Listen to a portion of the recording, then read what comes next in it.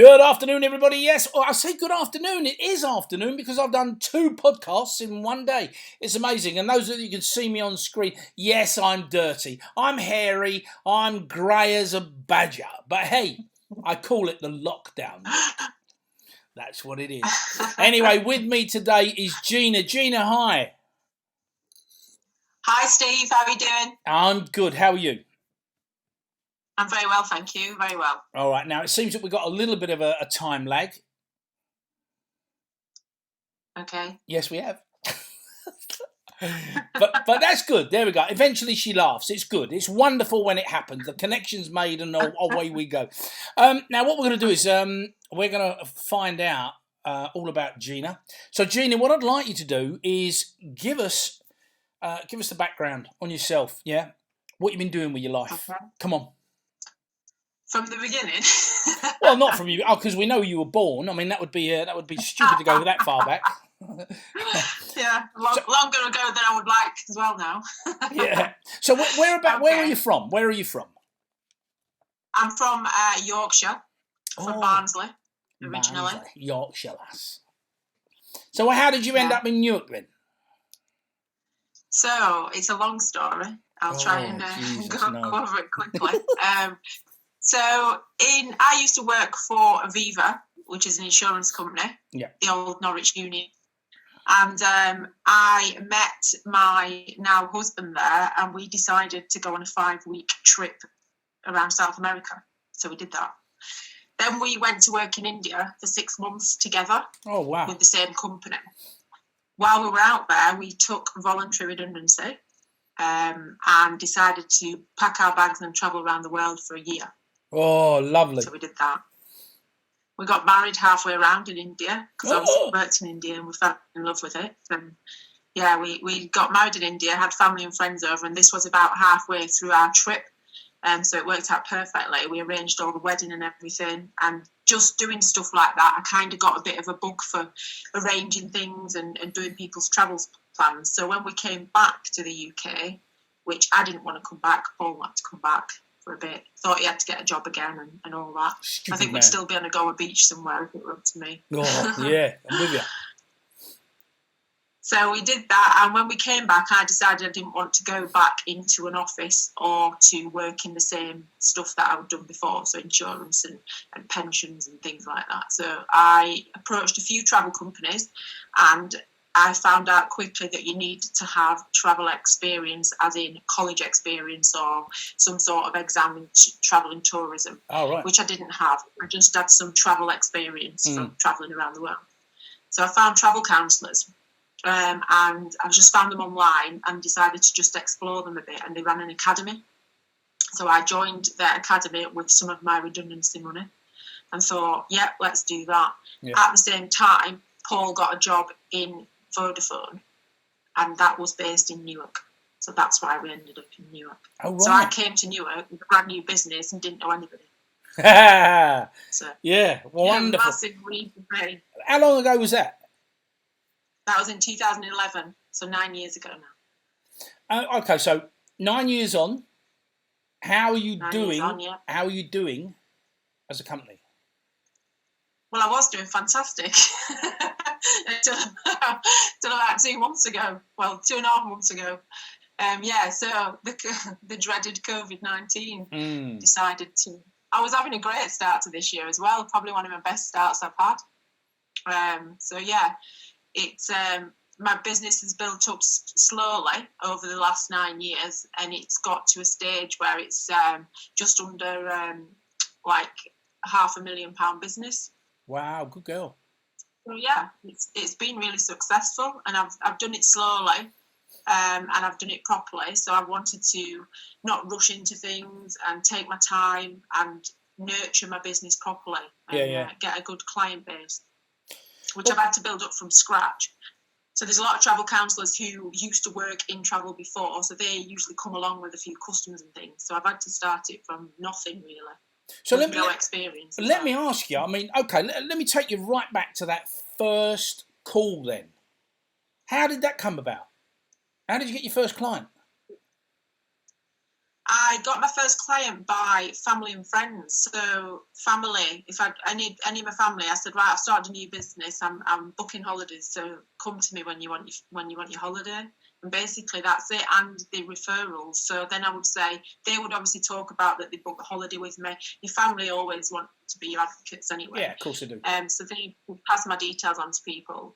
And then in Newark, I joined a few networking groups. And I think the first one I went to was where I met you, upstairs in the little cafe place. Oh my goodness me! Yeah, I remember. Yeah, and it's been all sorts of things since then, hasn't it? That building. But I think you were in one of the first meetings I went to. So I've done that and just networked around Newark. Not extensively. I probably could have done more, but I didn't want to get too many clients because I like to look after my clients properly. Right. And having too many, you lose that personal touch then. Yeah, and see, I agree with you there. I mean, I can never understand. It's like accountants.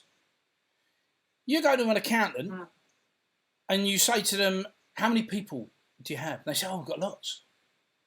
Well, I'm like, how many, if you're a small business, how many can you physically look after and take care of? I mean, back in the early days, we used to have an entertainment agency that I used to run. Through Ambitions. And I got to the stage where I was like, I don't want any more than 30 people. Because I I was inundated every day. You know? Yeah, actors, actresses. More because I'm not looking after them day to day, but obviously I've got some clients who have 3 or 4, maybe 5 holidays a year. Yeah.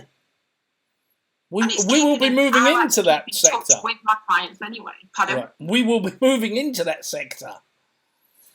Yeah, Mandy and I have said, life's going to change. That's it. Boom, we're coming. Yeah. Well, when we can get back to it. Everybody needs something to look forward to. Yeah, very much so. So, I mean, all right, so your business has been hit and everything else. Did you cry?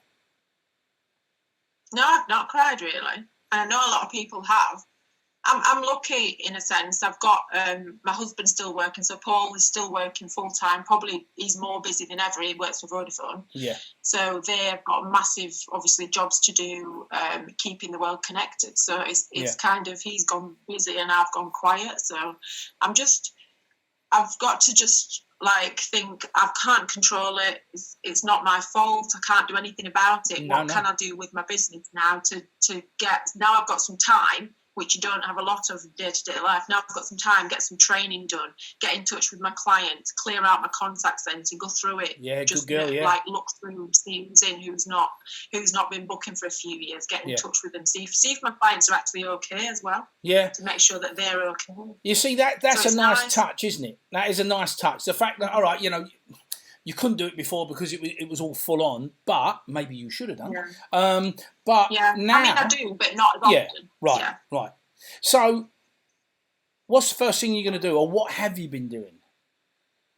So I've been doing. Obviously, I've got a list of clients at the minute who I am moving holidays for, cancelling holidays for. I've obviously got. What's happened is, as soon as the government put the dates out, saying, right, you can't travel until this date, then all them holidays that are booked till that date become void, if you like, because no one can go anywhere. But now the government have changed their advice and put, we can't travel, and it says indefinitely, which doesn't help anyone. So is that what it says? We now are going, it just says indefinitely, so they've not put a date on, because they don't know a date, which is fair enough, but they could have done it month by month. And made it a little bit easier. Yeah. Doing it this way has made it near on impossible to predict what's going to happen, to tell clients where they are. We've had to go by suppliers. So, for instance, Jet2 have said we are grounding our aircrafts and stopping our holidays until the 16th of June, whereas that gives us a date then. So we know all holidays up to that date, no one's going anywhere.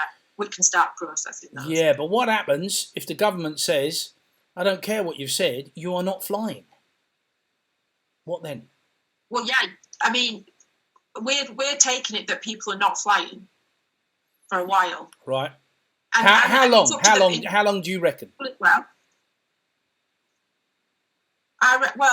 up at the minute we can't really tell any time, but up to the minute we're up to the end of June, really, saying no one's really going anywhere up to the end of June. And that's as far as we can look, because for all we know, if I tell a client, "Oh, you're not going," but then the flight goes, I'm in an awkward situation because then it's up to the client whether they get on that flight, not me. Got because the flight might fly. Yeah, so let me. We're in limbo really. Yeah, it's a bit of a nightmare. Let me just run this one by you. A mate of mine was going on holiday with BA, and he had an internal flight through BA. Yeah, and they cancelled this end. Yeah, but they reckoned because the flight wasn't cancelled the other end because they were on a different time zone and everything else, they're charging him for the flight, even though he couldn't get there. Nobody could get there. How does that work?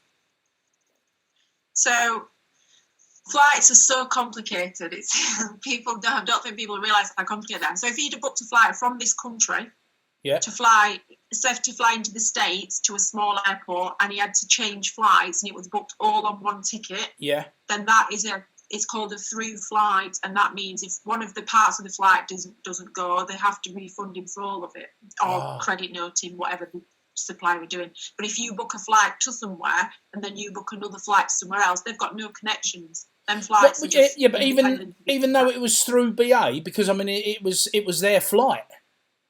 Yeah, because it's not, if he's not booked it as one through ticket. This is the complication, and people don't realise this. So they'll go, well, it was your flight, but you didn't book from A. You booked from A to B instead of from A to C. Do you know? Right. And vibing. So it's about being. They're so complicated, flights. I don't understand the full implications of flights. I have to go to a flights team at head office because they're so complicated, especially schedule, which is that's what BA are. Right. So basically, he's lost his money. Yeah. Oh, he ain't going to be happy with that. No. I'll have to tell him. Did that flight fly then, the other one? That was still waiting to find out. He said, if I find out... If they cancelled it, then he'll get something back. Right. Yeah. So the best thing to do, so you've got your likes of Jet2 who said we're grounding our flights until this day. EasyJet, Ryanair, they've not given us any dates. They're just 2 days before the flight's due to fly, they cancel it. So even though we know they're not going anywhere by the end of May, they're not doing it until a few days before. And that's, I think, to control their influx of enquiries and things, because they're inundated. They've furloughed staff and they've not got the staff to cope with it. Some companies. Nightmare. So it's like, well, it is a nightmare. It's something that no one could have ever prepared for. So. Just have to give and take with them all. So. Yeah. So, all right. So you're now going to go and do a bit of spring cleaning on your clients' contacts and a bit of this and a bit of that. What's the first? What's the priority right at the top of the list? What is it?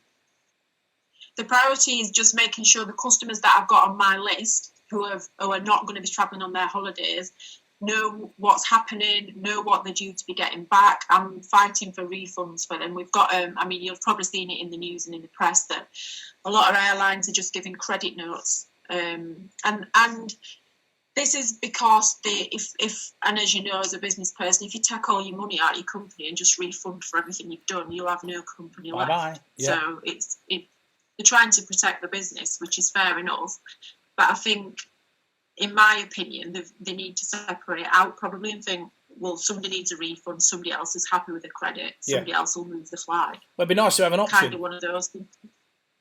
Because the one thing that crops up, to my mind, at the moment is they give you 12 months on a ticket, don't they? Is that right? Yeah. Well, what happens? 12 months. Can they extend it? It depends which airline it is. Emirates are giving 2 years on there, so they're giving credit refund for 2 years. But also, you've got to think as well. So I've got a Thailand Bali trip that were due to go out in April.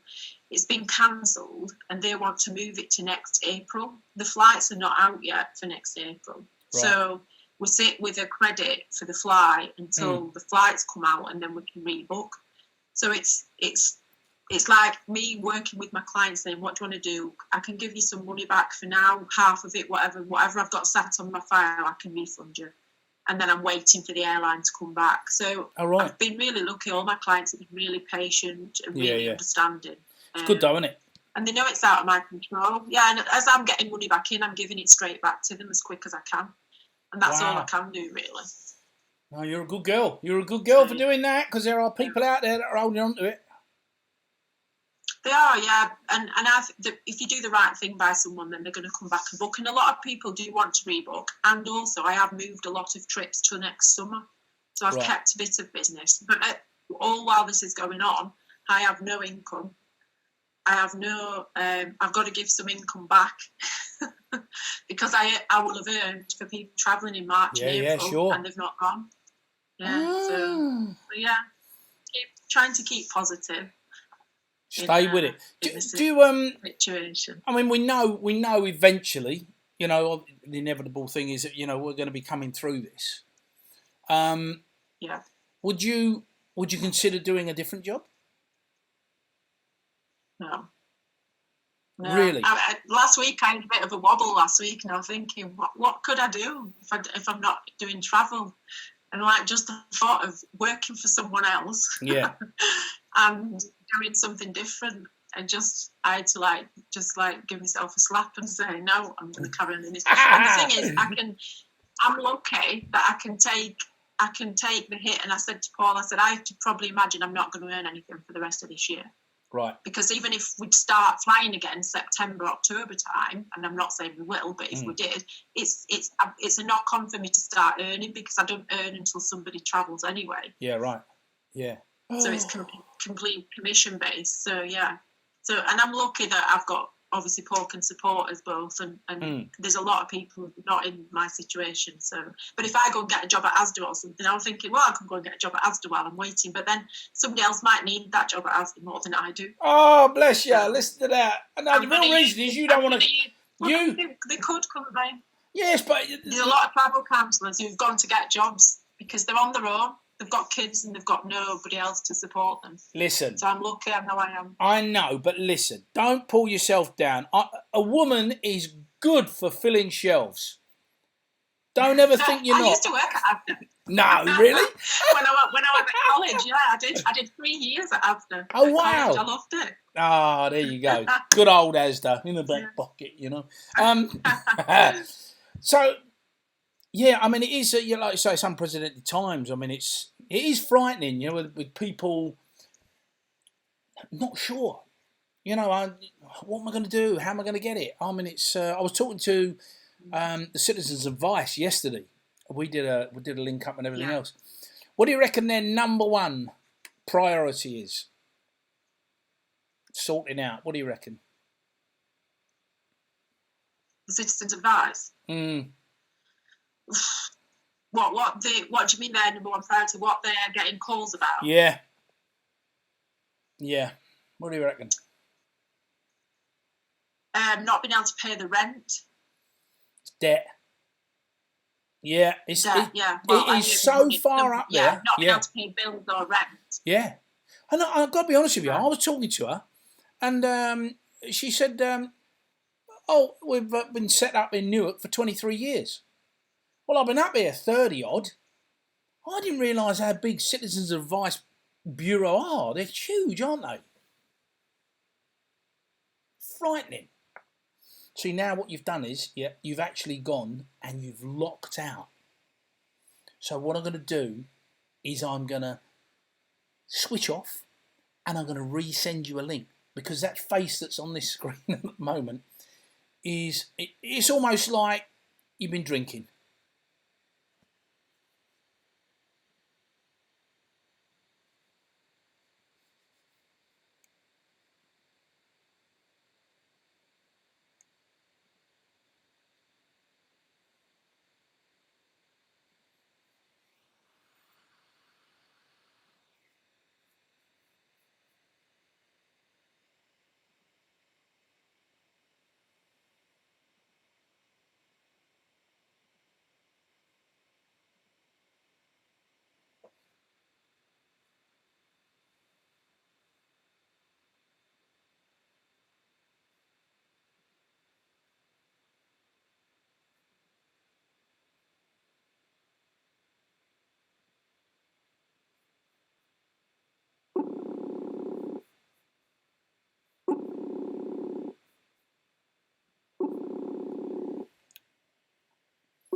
wait for her to come back. Don't know what happened there. Oh, this is crazy now. I've got your back, yeah, but now people can only see half my head on the screen. The way I mental. Who cares? They're not here to look at me anyway. Yeah. So what were we saying? What were we talking about? The citizens' advice. Yeah, debt number one. I mean, I just feel so sorry for so many people. Yeah, and I think this is just the start of it, isn't it? Because businesses are going to be affected. They're going to have to get rid of people. There's going to be a lot of redundancies and things. I think this is like the start of it. So it might be the getting over the thing of coronavirus and starting to implement a few bits of normality, but it's going to take a long time, and the after effects of that are going to be massive. I was talking to her, and I actually mentioned I've always been an advocate of video information dissemination, because we can put it out. Everybody's their worlds are on their phones, so we can get content to them. You know, so if there's a way that it's a bit like yourself. Now, if I knew that in this lockdown situation and everything else, that you looking to the future. This is you said, when it gets back to normal, what we've got is a fantastic holiday, and I want you to watch this. Now, whether you've got images and you do a voiceover to them, and you tell them all the information, or you can get, I don't know whether travel counsellors have videos of different places, and just to send that stuff out, I would be enthralled, because I'd be thinking, do you know what? That's where I'm going. As soon as this is down and I'm out of it, that's where I'm going. Gina, thank you very much. So I just thought I'd pass that on to you. I was like, oh no, she needs to do this. It's hard, because I think there's two things I'd worry about, like putting stuff out like that. I mean, I will do it, but I don't know whether it's a bit early, just because maybe people are worried too much, and I don't want to feel like, she's just trying to flog us on holiday. Okay. No, I get that. It's selling holidays, but it's to sell an experience, which people can't have at the minute. And I don't really know when. I mean, I've been reading in Travel Weekly today. I don't know when we're going to have a normal holiday again, because even going on holiday, if you get on a flight, if you're going to be able to get on a flight, the airport experience is going to be mental. You're probably going to have to be at the airport 4 hours before your flight to clear body scanners that take your temperature. No hand luggage. It's just going to be crazy. And then when you get on holiday, you can't go in a restaurant normally. You can't speak to people properly because you've got to sit the report. And it's just going to be weird. So I think it'll worry people that they're going to pay for something that's not an experience that they expect. That's my worry. I was only trying to help. I understand. I did some training yesterday, and I was doing G Adventures. I don't know if you've heard of them. They're like they used to be called Gap Adventures. They're a Canadian company, and we've travelled with them quite a lot. When we did our South America trip in 2009, we went for 5 weeks with them, and they're a fantastic company. And they were doing some videos and things, and I'm just watching them going, I'm going there. And I wrote about 6 places down that I want to go. And I'm like, I've not even got out of this. I know people will do that if I send stuff out. So I am going to do some bits and pieces probably in the next few weeks. I don't want to bombard them and go, that's all she's trying to do, guys. No, but I would. I want people to book, because I want them to look forward to something. No, exactly. I mean, for me, it was a case that, how can you raise people's expectations at a later date? This is something, and you put that little disclaimer in, I'm just thinking of you, and I know we're all in the same boat, but hey, I've been here, because you've been all over the place, haven't you? Yeah, I mean, it's quite a lot of countries now. I mean, still lots to do. But it's great, the fact that you can actually talk about these places and your experiences, Yeah, that is a good idea, actually. I'd never thought of doing it over images and things. It always scares me to think, I've got to sit there and do it. But if I did it over images, then no one can see me. Well, the thing I've just done this morning, you see, for a client, they've sent me over their script, and they sent me their images, and they didn't want to use their own voice, so we used someone else as a voiceover. That was also so it can all happen. Do you know what I mean? Yeah. Even if you haven't, if you ain't got the time, which is ridiculous to say in this climate, all you need to do is just be able to record your voice. You got your phone, you can do that. Yeah. You got your images. Get onto a piece of software, PowerPoint or whatever. Put it all together, bang it out. I'm telling you, straightforward. Good idea. Thank you very much. No, thank you. That's just cost you 20 grand. Yeah. Hey, I've got to eat. That's the thing. I'm just wondering how many people now are doing stuff free of charge. Just to help people, just to keep their name out there. I mean, are we actually starting to bond a lot better? Within the business community and helping each other out. I don't know. What do you think? Well, I think Newark, definitely. There's been a lot of, there's a Facebook page called Behind Closed Doors. So it's all the food places, the retailers doing a service. So all the takeaway places, the butchers and things like that, they're all on there and you can get deliveries. So that it's just putting them all in there to know where you can get all your stuff from. So you don't just have to go to a supermarket. It's all the butchers, the bakers and things like that. Yeah. So that wasn't there before, and that's a massive step forward of getting them all to work together. And I know some of them are picking up deliveries for other companies. So if one company does delivery, another one's piggybacking on the back. So Beyond Coffee are delivering somebody else's cakes with their coffee deliveries. Oh, he's a lovely guy. He's a lovely. Do you know? Yeah. He just needs to. We all need to support him. It makes me laugh because Mandy said to me, it was a couple of weeks back, do you fancy a coffee in the morning? Well, we bought everybody in the road a coffee. We went round, and anyway, he came round and delivered it. And then we got some really nice little messages back. Oh, my God. Yeah. Who is this guy? This coffee's fantastic. Do you know what? We cannot get booked in anymore. No, I know. I booked 2 days ago for Saturday morning, and the only slot was 12:30, and then I booked again for Monday, and I think the only slot was 7 a.m. Yeah. So you've got to book 2 weeks in advance for a couple of days. What a fantastic move. I mean, he's doing really good work. Yeah, no, it's good. Yeah. Who else do you know? Who else do you know that's that could do with a shout out, business wise? I don't know. They're all getting loads, aren't they? Yeah. Yeah, I've got to be honest with you. I've been up here. I've been up here 30 odd years, yeah, and I would say this is the first time that I can say confidently I've never seen all the businesses come together as one. It's amazing, this whole community feel, and genuinely everybody is caring for everyone. Yeah, they are. It is nice. And we moved into this house in November. So we lived on Lime Grove before. We moved into this house. We're on Howard Avenue now. Moved in November. And we've met all our neighbours already, which probably wouldn't have happened if this hadn't happened. Because there's a WhatsApp group set up. So we're having the V-Day party in the front garden on Friday. Yeah. So that probably, none of that would have happened, would it? No. We'd have probably met our straight away neighbours, next door and the next door, but that's it. But we've got the whole street.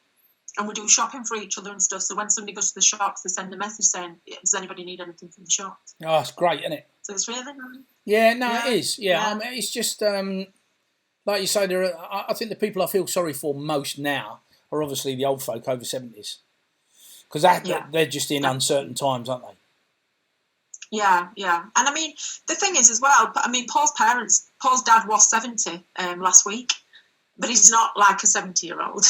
I think we've underestimated the old folk, as I call them nowadays, because they're not really that old, are they?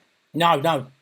I'll tell you something that really interested me was, now, I did a podcast to a friend over in Malta. The old folk in Malta are out in the streets, shopping, sitting down, doing their everyday coffee and everything. And do you know what they turned around and said when they were questioned? They went, "We've been through wars. This is nothing." We're going to die anyway. Yeah, it's like, no, we're just going to carry on the same way as we are. I was like, oh my goodness me. But yeah, it's It is. Go on, it is nice. Yeah, you were Strange. saying about your father-in-law. Yeah, so it was his birthday, and I said, well, you're 70 now, you've got to stay in. He's like, I'm no different to I was when I was 69. Which is like yesterday. Yeah. Well, I could have got out yesterday and now I can't. I know, it's weird, I think isn't it? my parents are 68, but you don't look at them as that age, whereas when I was young, like 70 was ancient. Oh, yeah. No, I agree. I mean, I'm a lot older than you, and I can remember back in the 70s when my mum, what was she? Well, I was 16, she was 20, she was 18. She was 34, and I was going, that's old. You know? That's old, that's old. It's mad, isn't it? But even just not a thought, it's not a thought thing anymore. They actually are younger, aren't they? Because they're more active. Yeah. They're still working. They're not. Yeah. It's different times. It's just strange. But yeah, my mum and dad trying to keep them in. It's a nightmare. I phoned them yesterday. Where are you? B&Q. We're in a queue around the car park. I'm like, what are you at B&Q for? Well, your dad wanted some sand. Really, Mum? Oh, but they have one. The B&Q. So why have they opened it if they don't want people there? Yeah, no. The only one locally who I genuinely worry about is the range, because you go there. They when I first went, there was no sanitizer. No. You know, there was none of that. And then it was there were people walking around. I went, hang on a minute. I said, where's this 2 meters so short? Oh, well, we tell them. Well, get out there and start moving people. Oh, it is frightening. It's frightening in there. They don't really give a damn, you know. And that's not nice to actually call a local company, but it is frightening. You know, I stop and I'm like, no, move away. And people look at you and go like, all right, what's wrong with you? And they just don't get it.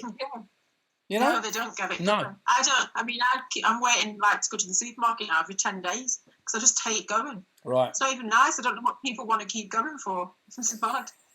Food, it's just really. not nice anymore. Food and sustenance. Oh, yeah, you need that to keep living. I can last 10 days. Don't tell Luke. I should have lost about £10 with the food I've been eating. Oh, don't. I think the crazy thing with all this was, right in the beginning, when people went and panic buy. They did all that buying. See, I wasn't here. I was in Lanzarote. No, yeah. You serious? You I got a holiday right at the last minute. Oh, wow. The day I flew back. So when we were in Lanzarote, we had a week in Lanzarote, and things were just starting to happen here. So we flew out on the 6th of March. And so we got there, fine. When we were in Lanzarote, you wouldn't know anything was going on apart from I was on my laptop. I take my laptop in case we got stuck or anything. Took my laptop and I ended up working. I had somebody covering for me, but because we were getting cancellations, I ended up working for like a couple hours a day. If I'd not done that, I wouldn't have known anything was going on. Wow. Crazy, isn't it? Not anything about it, yeah. And then the day we flew home, we got back into East Midlands on Saturday morning, and it was the day that the Jet2 flights had left for Spain and come back. Oh, yeah. My mate had someone who was on that. He said he couldn't believe it. Yeah, he could see it. He could almost touch it. Like, what's going on? Yeah. Oh, I didn't even know why they'd done that. But Spain wouldn't let them in apparently. No, I think one of the funniest things I've been involved in at the moment. I've got a mate who's got caught in Benin, just outside Nigeria. God, and he genuinely is the only white man in this village. Does he know people? Yeah, he went. Does he know people?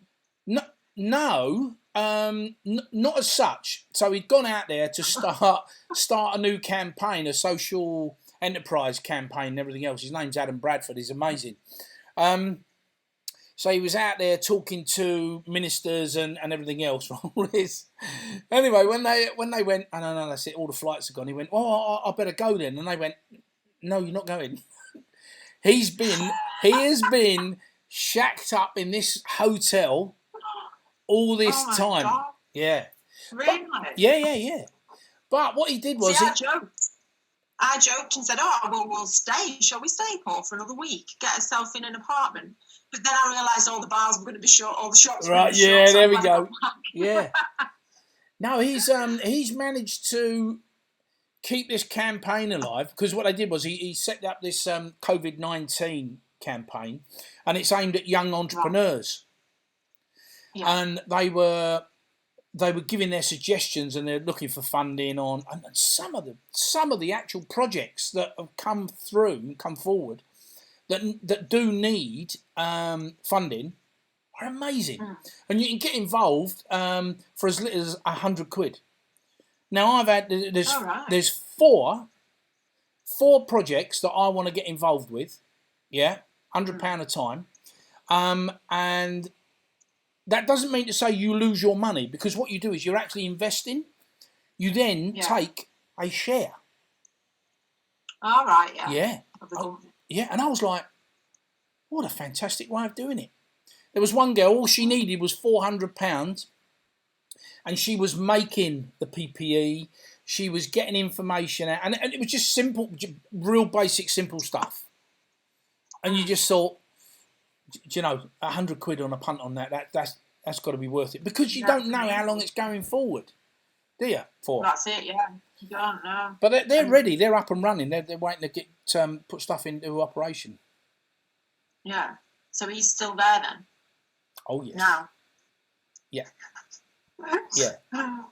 Yeah. It does make me laugh. Bless him. We have still got quite a few people in other countries still there and still need rescuing. The problem we had, I think, in the beginning is people didn't want to come back immediately. They were asked if they wanted to come home. So we had clients and we said, do you want to come home? We can arrange for you to come back. Yeah. No, we'll stay a bit longer. So because obviously in the early beginning, people didn't think it was going to be that serious. They thought, it'll be over in a bit, which was everybody's impression from what was said. So that's how it's ended up, and some people are still displaced in places, but I'm trying to get them back. Crazy. Never mind. Gina, I'm going to say thank you very much for talking to us. You've given us an insight into the world of travel. We wish you all the best going forward. Who knows when? If you need travel again, we will. We will. No, we will. Yeah, it'll be good. Just think that the positive side of it, you know. Well, let me ask you one question before we close in. Where's the first place you're going to visit when it all gets lifted? Yeah, I'm going to Thailand at Christmas. I am going. I'm booked. Yeah, I'm booked. Don't. I'm supposed to be flying out to Dallas end of August for me training, my personal development training and everything else. I'm going to book the hotel, I'll book the course and everything else. But like you say, just don't know. Don't know, do we? No, you don't know. Be careful with them flights. Yes, I will, my dear. Yes, now we know. I shall certainly do that. Gina, thank you very much. And please say hi to Paul. And please stay safe. And please send me some images over. Let me look at all these beautiful places that you've been. That'll be on my plans for next week. Good girl. All right. You take care of yourself, yeah? You too. Thank you very much, Steve. Cheers. See you in a bit. Bye-bye. Bye, darling. Bye.